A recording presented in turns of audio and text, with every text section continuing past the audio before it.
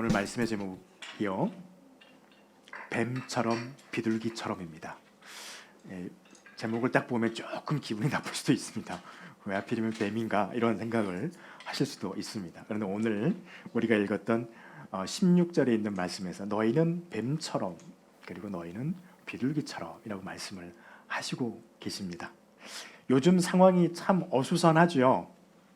코로나가 조금 우리나라 안에서는 1000명대, 800명, 700명 이렇게 이르다가 400명 이하로 뚝 떨어져서 지난주에 참 좋았습니다. 그런데 갑자기 지난주 초인가요? 지난주 주일 이후부터였던가요? 갑자기 400명대 이하로 떨어졌던 것이 지금 500명을 좀 넘었다가 어제였던가요? 저녁에 다시 한 400명대 초중반대로 떨어졌다 이렇게 말이 되어집니다. 어수선해요, 코로나 때문에. 그런데 저와 여러분에게는 더 어수선한 마음이 있습니다. 부담 가는 마음이 있습니다. 왜냐하면 이 확진자 숫자의 발원지, N차 감염지가 지금 교회라고 하는 것이 뉴스를 통해서 계속 나옵니다. 그래서 우리의 마음이 참 어수선합니다. 하나님 앞에 예배해야 할 우리의 마음이 썩 그렇게 편하지 못하는 것은 사실입니다. 왜 그럴까요? 왜 그런 뉴스 때문에 우리가 이렇게 어수선한 마음, 조금 다른 사람들에게 교회라고 하는 그 이름과 신앙을 가지고 있는 기독교인, 우리 기독교인이라고 우리 스스로 말하지 않지만 참 하나님을 믿는 자들이라고 하는 그 말을 우리가 말을 할 때 왜 이렇게 마음에 부담이 있고 세상 사람들이 우리를 바라보는 시선을 늘 항상 부담스러워해야 할까? 왜일까요? 오늘 본문에서 그것에 대한 답을 좀 주는 것 같습니다. 복음 때문입니다. 그리고 우리 자신 때문입니다.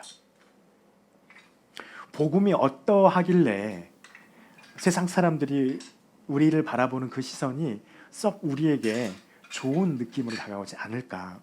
복음은요, 선택을 강요해요. 저와 여러분은 이 말이 무슨 말인지 알 겁니다. 복음은 선택을 강요하기 때문에 세상 사람들이 복음을 딱 전하면 싫어합니다. 왜 선택을 강요할까요? 복음은 진리를 말하기 때문입니다. 복음을 우리가 이야기할 때 사람들이 듣기에 아주 재미있는 이야기거리, 또 사람들의 관심이나 흥미를 유발할 수 있는 그 재미있는 어떤 흥미거리만 제공하는 거라면 사람들이요, 우리가 가서 복음을 이야기하겠다고 그러면 모여들 거예요.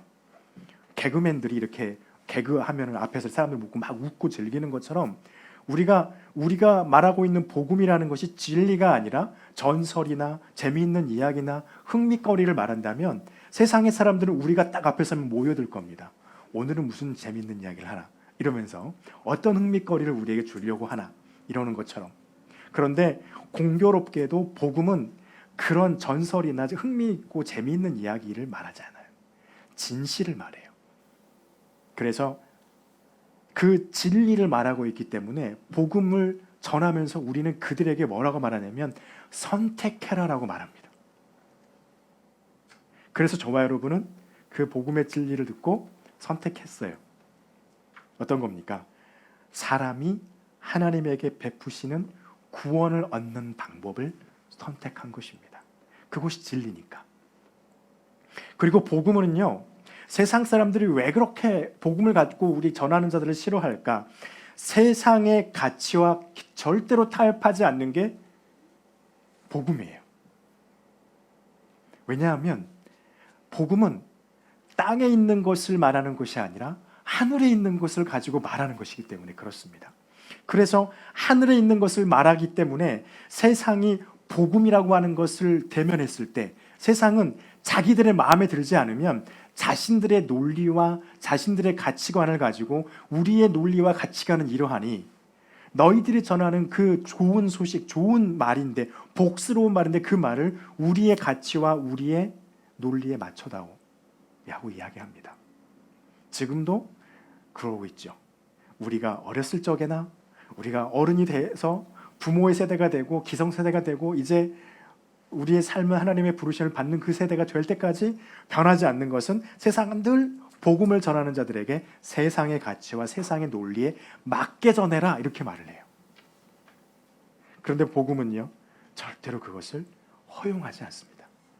그렇다 보니 세상이 복음을 말하라 그러면 아이고 고리타분해, 싫어, 너네 또 그러려고 그러지, 그냥 말 안 들으련다, 너네 싫은 거 너만 잘 믿어, 이렇게 말하면 다행이죠. 어떤 사람들은 소금도 뿌리고 그런단 말이죠.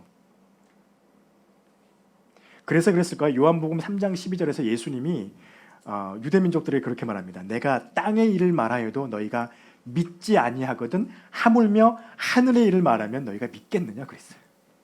예수님이 수많은 사람들을 고치고 치료하고 그들과 함께하고 그들을 배불리 먹이면서 하나님이 그들과 하나님의 말씀을 가르치면서 예수님이 함께 계셨잖아요. 그것을 유대인들이 보면서도 안 믿었어요. 그런데 거기에다 대놓고서 하늘의 것을 말하면 너네가 믿겠어? 이렇게 말씀하시는 거였죠. 복음은 하늘의 것을 말하는 것이기 때문에 그렇습니다. 그리고 세상과 타협하지 않아요. 그리고 복음은요, 예수 그리스도를 증거하는 것이기 때문에 그렇습니다. 왜요? 그분을 통해서만 우리에게 주어지는 것이 있기 때문입니다. 세상 사람들은요, 또 어떤 종교들은 기독교에 가지고 있는 아주 좋은 것들을 가져다가 이것저것 짬뽕해가지고 아주 좋게 만들죠. 그리고서 하는 말이 누구든 예수가 될 수 있고 뭐 이렇게 말을 해요. 또 어떤 사람들은 자신의 욕심을 채우기 위해서 오직 나에게 와야만 은혜를 받을 수 있고 이렇게 말합니다. 근데 성경은 말합니다. 오직 예수 그리스도 안에만 하나님의 은혜가 있고 하나님의 진리가 있다. 그래서 요한복음 1장 14절에서 말씀이 육신이 되었다라는 그 유명한 말씀 안에 예수님을 들여다보니 그 안에 하나님의 은혜가 있고 진리가 충만하더라라고 말씀을 하고 있어요. 그 말은 뭡니까? 예수 그리스도 안에만 하나님의 은혜가 있다는 겁니다. 예수 그리스도 안에 들어왔을 때만 하나님의 진리를 볼 수 있다는 거예요. 그래서 복음은요, 예수 그리스도를 전합니다. 그래서 이 복음이 마지막에 전해지면 꼭 마지막에 뭐라고 말하냐면 선택해라는 거예요. 당신이 지금까지 믿어왔던 신을 버리고 당신이 지금까지 이것이 맞다라고 여겨왔던 것을 다 버리고 성경이 말하고 있는 하늘의 것을 부여잡고 예수 그리스도를 잡아라. 그러면 하나님의 은혜와 진리가 네 안에 있을 것입니다. 그러니까 이 말을, 이러한 선택이 부담스러운 거예요, 사람들이. 그래서 복음 때문에 기독교인들, 세상 사람들은 늘 주시합니다. 그리고 뭔가 조금만 잘못되면 막 공격합니다. 그리고 우리 자신은 어떻길래 우리가 늘 세상 앞에서 부담스러운 모습을 보여야 할까요? 우리의 자신의 믿음을 가지고 있는 우리들이요, 살아가는 삶의 현장이 세상 아니기 때문에 그렇습니다. 어떤 사람들이 그렇게 말하는 그런 생각을 하시는 분들도 간혹 있지요. 그래서 이거는 아직 그분이 그러한 생각을 가지고 있는 분들이 세상과 또 불교적이고 유교적이고 또 토테미즘적인 이런 신앙을 아직 다 배제하지 못했던 그런 삶 때문에 그럴 수 있다라고 판단되어지는데요. 하나님의 진리를 알고 믿음을 가지면 나의 삶은 세상과 다른 삶이라고 생각을 합니다. 한편으로는 맞는 말이에요. 그런데 여기서 우리가 조심해야 될 것은 기독교의 믿음의 삶은요, 기독교의 믿음은 이분적인 믿음이 아닙니다. 이분은 뭐냐면 쉬운 말로 이거죠. 교회는 선하고 세상은 악하다가 아니에요. 교회도 선하고 세상도 악해요. 세상도 선해요. 세상도 악하고 교회도 악해요. 왜냐하면 교회 안에도 악이 존재합니다. 왜냐하면 우리가 죄라고 하는 것들을 완전히 다 배제하지 못한 상태이기 때문에 교회 안에서 하나님의 말씀이 선포되어지고 성령이 역사하지만 여전히 그 안에서도 악한 것들이 존재하고 있어요. 그런데 이렇게 우리가 가지고 있는 신앙은 세상도 선하고 교회도 선하고 세상도 악하지만 교회도 악한 면이 있음을 인정하는 모습이 있어야 되거든요. 그래서 성경은 늘 말해요. 믿음을 가지고 있는 사람의 삶의 현장은 세상 속이에요. 우리가 알고 있는 것처럼 창세기에 나와 있는 위대한 믿음의 조상들 아브라함과 이삭과 야곱, 그리고 모세도 그랬고요. 그리고 이스라엘 백성들이 출애굽해 나오면서 그들이 살아갔던 삶의 현장은요, 따로 떨어져 있는 무슨 독립적인, 그들 세상의 다른 민족들과 아주 아무런 교제도 없는, 아무런 교류도 없는 그런 삶을 살지 않았습니다. 아브라함도 하나님이 정착하라고 하는 가나안 땅에 왔을 때 주변의 가나안 민족들과 교제하며 살았어요. 이삭도 그랬고 야곱도 그랬습니다. 그래서 늘 다툼도 일어나고요. 성경에 보면 늘 나오죠. 옆에 있는 부족과 전쟁도 하기도 하고요. 조약을 맺기도 하고요. 이런 일들이 세상 속에서 믿지 않는 자들이긴 하나 그들과 교류하면서 교역하면서 그렇게 살아갔다는 것입니다. 왜냐하면 그 속에서 그렇게 살아가면서 우리가 세상 앞에 복음의 빛을 발해야 되기 때문입니다. 그래서 그 안으로 세상 속에서 복음을 전하는 자로서의 삶으로 우리가 부름을 받았기 때문에, 그래서 16절에서도 예수님께서 그렇게 말씀하시잖아요. 보라, 내가 너희를 뭐하며 보냄이. 어디로 보내는 겁니까? 예수님과 제자들만 딱 모여 있는 게 아니에요. 예수님의 말씀을 듣고도 믿지 않는 그 동네를 향해서 예수님의 제자들을 보내시는 거예요. 예수님의 복음을 맡아서 알고 믿고 예배하고 있는 교회가 세상 속에 복음을 알면서도 믿지 않고 예배하지 않는 그들에게 예배하고 복음을 믿으라고 보냄을 받는 자들로 택함을 받은 겁니다. 이사야서 40장 9절에서 우리가 잘 아는 말씀이 있습니다. 아름다운 소식을 시온에 전하는 자여, 너희는 높은 산에 올라가라는 거예요. 왜냐하면 유대 성읍들에 이르기를 너희는 하나님을 보라 하라 라는 말씀을 전하기 위해서였다는 겁니다. 그래서 우리의 자신의 삶의 자리가 세상 속에 있기 때문에 뭘 품고요? 진리를 품고, 그래서 세상 사람들이 우리를 보고서 늘 약간 이렇게 삐뚤어진 눈으로 봅니다. 그래서 우리가 세상에서 하나님을 전해야 되는 거예요. 그런데 예수님께서 오늘 그러시죠. 16절에 보니까 너희는 무엇과 같이요? 뱀과 같이 지혜롭고 비둘기같이 순결하라 말씀하십니다. 왜냐하면 우리가 세상 속에 있기 때문에 그래요. 세상 속에 그냥 있으면 괜찮아. 우리가 뭘 품고 있어요? 하나님의 진리를 품고 있기 때문에 우리에게 필요한 또 믿음의 모습 중에 참 중요한 것 중에 하나가 뱀처럼 지혜롭고 비둘기처럼 순결한 모습이 필요하다는 것입니다. 뱀처럼 지혜로우란 말은 뭘 말하는 걸까요? 여러분, 여기 뱀은요, NIV에서는 영어에서 보니까 스네이크, 그냥 우리가 아는 그냥 그 단어 뱀 그대로 써놨어요. 그런데 뉴 아메리칸 바이블 버전이라고 하는 그 영어 성경이 한 몇 해 전에 나왔는데, 그 영어 성경이나 킹제임스 버전에 보면은요, 뱀을 뭐라고 해놨냐면 스펜트라고 돼 있어요. 그래서 스펜트라는 단어를 제가 처음 봐가지고 사전을 한번 찾아봤습니다. 뱀 맞아요.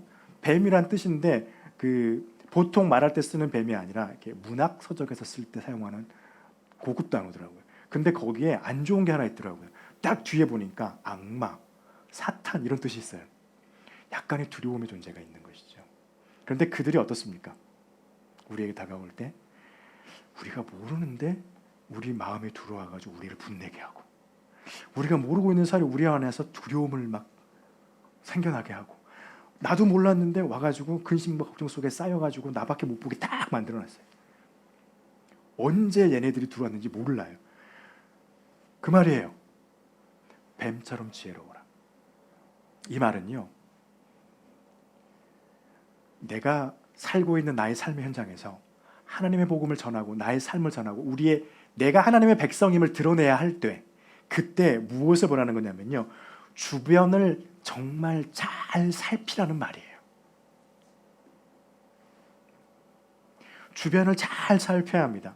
그래서 내가 지금 이 말을, 나의 신앙을 드러냈을 때, 그때 내가 처할 상황이 위험에 처할 수 있는 상황인지, 내가 말했을 때, 내가 말하는 하나님의 진리의 복음을 말할 때 이 진리의 복음이 그들에게 들려질 수 있는 상황인지를 판단하라는 거예요. 그리고 그 판단을 통해서 주변을 잘 살피라는 것입니다. 그러면 복음이 빛을 낼 수 있다는 것이죠.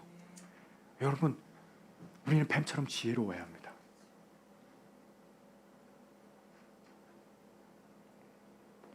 또 그 말이긴 하지만 지혜롭다 이 말은요, 영어로 저는 위즈덤이란 말을 쓸 줄 알았어요. 그런데 위즈덤이란 말을 쓰지 않았어요. 크래프티란 말을 썼습니다. 이 말은요, 뒤에 무슨 뜻이 있냐면 간사하다, 교활하다 이런 뜻이 있어요. 교활하라는 게 아닙니다. 그만큼 간사하고 교활하려면 그만큼 주변을 잘 보는 겁니다. 상황을 잘 읽어내는 거예요. 그것이 우리의 믿음을, 우리의 신앙을 다른 사람들에게 전할 때 우리에게 꼭 필요한 부분입니다. 여러분, 지금 이번 주에 이 우리나라의 코로나 N차 감염 사태가 그러한 거예요. 한국교회협의회라고 하는 그 단체와 YMCA와 YWAM 이쪽에서 YMCA군요. YMCA하고 같이 공동기자회견을 열어가지고 이번에 대국민 사과문을 발표를 했습니다. 교회가 국민들께 사과드립니다 라고 했거든요. 잘한 거예요. 지금 이러한 상황 속에서 정부가 하고 있는 것들이 갑론을박은 있을 수 있지만 신앙을 제한하는 건 아닙니다. 우리의 예배를 드리지 못하도록 핍박하고 있는 건 아니거든요. 다만 방법을 좀 달리해달라. 방법을 할 때 우리가 지금 이런 상태이니 좀 이러한 정부의 그런 감염의 규제에 대해서 조금 협조해달라. 그렇게 말하고 있는 것이거든요. 그래서 그것을 대부분의 교회는 잘 지키고 있죠. 그런데 몇몇 교회들이 그렇지 못해서 그것 때문에 뭐 100명 이상, 200명 이상 이렇게 N차 감염자가 나오고 있는 것이죠. 그런데 이때에 교회협의회와 YMCA가 나와서 우리 개신교를 대표해서 국민들께 사과드립니다라고 머리를 숙였습니다. 잘한 일입니다. 왜냐하면 이것은요, 우리가 주변을 잘 살피지 못했기 때문에 일어난 실수예요. 그래서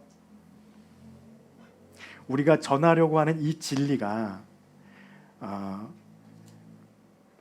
많은 사람들에게 전해질 때 혹여나 우리가 주변을 잘 살피지 못함으로 말미암아서 주변을 잘 읽지 못해서 그런 상황이 아닌데 그것을 내뱉음으로 말미암아서 오히려 진리를 전하는 것을 가로막는 상황이 될 수 있으니 주님께서 우리에게 말씀하십니다. 너희가 가면 뱀처럼 지혜로워야 된다. 이렇게 말씀하시죠. 비둘기처럼 순결하라. 이것은 무엇을 말할까요? 순결하라 이렇게 표현이 되어 있으니까 우리가 이해하기가 좀 어렵죠. 어떤 게 순결일까? 이거를 헬라어 원어로 보면은요 이런 뜻이 있습니다. 단순하라, 단순해라. 무엇을 말할까요? 복음에 대해서 세상의 사람들과 이야기하다가 혹여나 논쟁이 붙게 된다면 단순하라는 거예요. 복음을 복음 그대로 그들에게 말하는 것입니다. 또 우리가 복음을 전할 때 많은 지혜와 지식을 써야 되겠죠. 그러나 정말 진리를 말할 때는 말씀 그대로 전하라는 것입니다. 복음은 단순한 것입니다. 예수 그리스도를 믿으면 구원을 얻을 것입니다. 이것이 우리의 복음이 전함의 핵심이죠. 단순 명료해야 되기 때문에 우리는 그러면 말씀만 그냥 외우고 다니면 되겠구나라고 생각하시는 분들도 있습니다. 성경 말씀만 알고 그 속에 있는 뭐 깊이 있는 의미나 이런 것들은 우리는 잘 몰라도 되겠네. 그렇지 않아요. 그들에게 전하는 복음은 단순하지만 우리가 그들에게 단순하게 전하는 그 복음에 대해서 우리는 깊이 있게 이해하고 있어야 합니다. 반드시. 그래서 지혜도 있어야 되고 지식도 우리는 가지고 있어야 됩니다. 이 예수님의 말씀, 뱀처럼 지혜롭고 비둘기처럼 순결하라고 하는 이 말씀을 사도 바울이 정말 잘 풀어놨어요. 로마서 16장 19절에서. 여러분 잘 아시는 말씀입니다. 선한 데는 어떻게 하고요? 지혜롭고 악한 데는 밀어내라는 거예요. 선한 것은 무엇입니까? 하나님의 것을 전하는 것이죠. 하나님의 것을 전할 때는 모든 지혜를 다 짜내라는 겁니다. 그에게 어떻게 하나님의 말씀을 전할지, 어떤 언어를 선택을 해야 될지, 어떤 뉘앙스를 취해야 할지, 그에게는 어떻게 복음을 전하는 게 좋을지, 지금 상황에서는 교회가 어떻게 하는 것이 하나님의 복음에 더 도움이 되는지와 같은 이런 지혜로우라는 것이죠. 그러나 또 한 가지, 악한 데는 미련하라. 무슨 뜻입니까? 복음과 타협하려고 하는 세상의 시도가 우리에게 다가왔을 때 돌아보지 말라는 거예요. 어떤 타협점을 찾을 수 있을까 상상하지 말라는 거예요. 그냥 복음을 딱 전하고 끝내라는 겁니다. 그래서 예수님께서도 나중에 보면 그렇게 말씀하시죠. 너희가 고을에 갔는데 그 고을이 너희를 반겨하지 않고 너희를 받아주지 않고 너희에게 핍박만 하면 나갈 때 어떻게 해요? 너희 발에 티끌까지 털어버리라고 그랬어요. 이것은 무엇입니까? 악한 것에 대한 단순함입니다.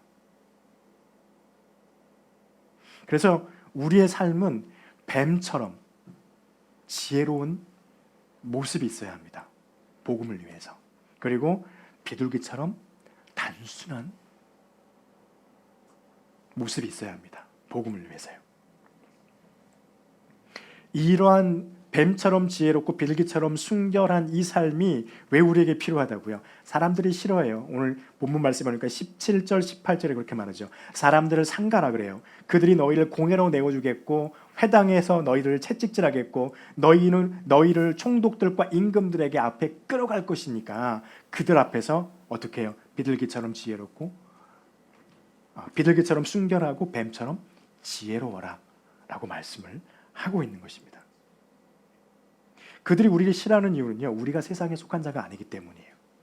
왜냐하면 예수님께서 말씀하셨어요. 요한복음 15장 19절에서 내가 하늘에 속해 있는데 하늘에 속해 있는 내가 세상에 속해 있는 너희를 불러내서 하늘에 속한 자가 되게 만들었기 때문에 세상에 있는 저 사람들은 세상의 것은 사랑하지만 하늘의 것은 사랑하지 않는다는 거예요. 그래서 너희를 미워할 거라는 거예요.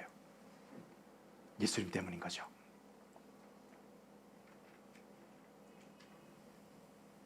그래서 오늘 18절에서도 말씀하시죠. 너희가 나로 말미암아 라고 말씀하십니다. 또 20절에서도 말씀하시죠. 이는 22절입니다. 또 너희가 내 이름으로 말미암아 사람들에게 미움을 받을 것이다 말씀하시고 있죠. 왜냐하면 하나님이 저와 여러분을 하늘에 속한 사람으로 뽑아버리셨어요. 그리고 하늘에 속한 사람으로 만드셔버렸어요. 그리고 우리는 하늘의 것을 마음에 품고 살아가는 사람이 되어버렸어요.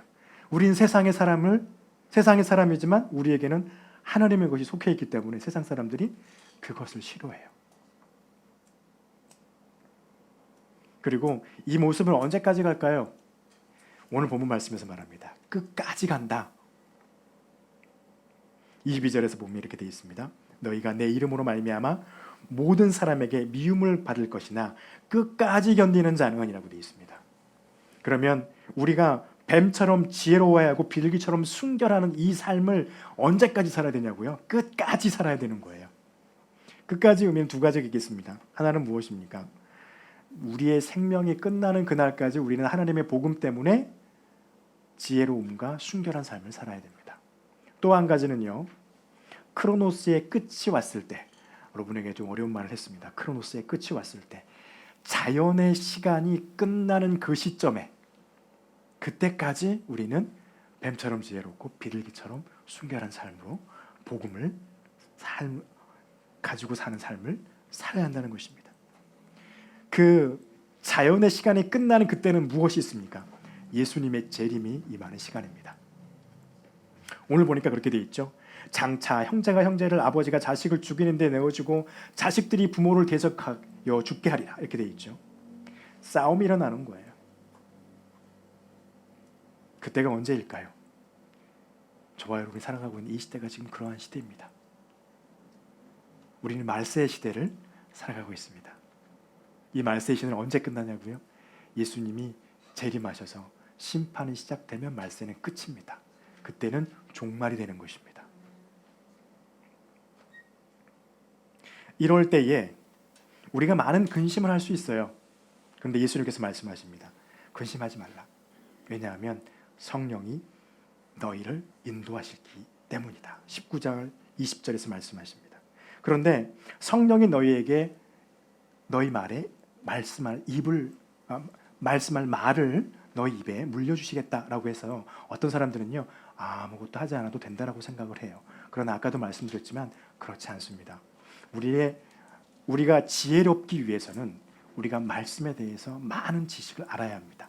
뿐만 아니라 세상에 관련된 지식도 우리가 많이 알아야 합니다. 그래서 끊임없이 공부하고 하나님의 말씀을 탐구하는 모습이 우리 가운데 늘 있어야 해요. 그래서 여러분이 하나님의 말씀으로 양육되어지는 시간이 되어지면 여러분이 거기에 참여해야 됩니다. 왜냐하면 내가 뱀처럼 지혜롭기 위해서예요. 그러고 양처럼 단순해지기 위해서는 하나님의 말씀에 대한 지혜와 지식을 가지고, 세상에 대한 지혜와 지식을 가지고 그 말씀에 대적해 오는 것이 어떤 부분에서 오는지를 보고, 타협하려고 사람들이 달려드는 것을 보고서 끊어낼 수 있는 시기도 판단할 수 있기 때문에 그렇습니다. 그래서 아무것도 하지 않는 것이 아니라 우리에게는 지혜와 지식이 반드시 필요하다 말씀을 우리에게 하십니다. 그리고 또 한 가지 주의할 게 있습니다. 세상 속에 살아가는 우리들 삶 속에서 한 가지 뭐냐면요, 영웅주의 좋은 것일까요? 다른 말로 말하면요, 어떤 마을에 가서 하나님의 복음을 전파했더니, 어떤 사람에게 가서 하나님의 복음을 전파했더니 그 사람이 나를 심히 박해합니다. 여러분 어떻게 하시겠습니까? 그 자리를 피하시겠어요? 아니면 그 자리에서 끝까지 버티시겠습니까? 어떤 것이 잘하는 것일까요? 오늘 말씀에서 예수님이 말씀하세요. 23절 말씀에 이 동네에서 너희를 박해하거든 어떻게 하라고 하십니까? 저 동네로 피하라 말씀하십니다. 이 말은요, 내가 그곳에서 그와 싸워서 반드시 이기겠다, 이것은 하나님의 성령이 우리를 이끄셔서 그렇게 우리를 계속해서 이끌어내시면 우리는 당연히 그렇게 할 것입니다. 그러나 그렇지 않고 하나님의 성령이 그것을 원하지 않는데 우리가 우리의 의지와 우리의 생각대로 그곳에서 싸움을 하게 된다면 그것은 오히려 우리를 어떻게 만드는 겁니까? 그들이 우리를 공회에 넘겨주고 그들의 회당에서 우리를 채찍질하게 될 일만 만드는 거예요. 그리고 총독들과 임금들 앞에 끌려가서 온 사람들 앞에서 수많은 손가락질을 당해야 되는 상황이 되는 것입니다. 근데 예수님께서 우리에게 말씀하십니다. 영웅주의가 믿음의 본질이 아니라는 거예요. 다시 말하면요, 우리 나라에서 많이 나왔던 말입니다. 순교, 숭고하고 소중한 것입니다. 좋은 것입니다. 그런데 누구나 다 순교하는 건가요? 그건 아니죠. 성령이 허락하실 때만 그 순교가 허락되어집니다. 성령이 허락하지, 하나님이 허락하지 않으시면 순교가 우리는 하고 싶어도 절대 할 수 없어요. 그런데 그 순교는 숭고하고 거룩한 것이지만 순교주의는 위험합니다. 순교주의는 무엇인가? 박해가 우리에게 닥쳐오면 반드시 거기서 죽으라는 거예요. 그거는 아니에요. 그래서 예수님께서도 우리에게 말씀하십니다. 너희가 이 동네에서 너희가 복음을 전했는데 듣지 않고 너희를 핍박하거든 그 동네에서 다른 동네로 피하라. 왜냐하면 그렇게 하면서 하나님의 복음을 전해가는 것입니다. 듣지 않아요, 사람들이. 세상 사람들의 복음에 대한 반응은 두 가지입니다. 복음이 전해졌을 때 관심을 갖고 그것을 듣고, 그리고 마지막에 그 복음을 선택하는 자들, 저와 여러분과 같은. 그래서 다시 복음을 마음에 품고 전하는 자로 세워지는 자들. 복음이 전해졌을 때 그 복음을 듣고 무시해버리고 듣지 않는 자들, 두 부류로 나누어집니다. 나누어져 있는 그 자들에게, 그 사람들에게 가서 복음을 끝까지 전하는 것도 귀한 일이지만 다른 곳에 복음을 전하는 것이 주님이 보시기에는 더 현명하고 지혜로운 것이라고 우리에게 말씀을 하십니다. 여러분, 지금 우리나라의 전 세계의 상황이 코로나 때문에 믿음을 가지고 살아가는 사람들에게 참 어렵고 힘든 시기를 가져갑니다. 이때 우리에게 필요한 믿음의 모습은 뱀처럼 지혜로운 모습입니다. 그리고 비둘기같이 순결하고 또 복음에 대해서는 단순하게 그들에게 나아가는 그 믿음의 모습이 우리가 세상 가운데 보여야 할 우리의 모습일 것입니다. 이 믿음을 마음에 품고 살아가는 저와 여러분 되시기를 간절히 축원합니다. 기도하겠습니다.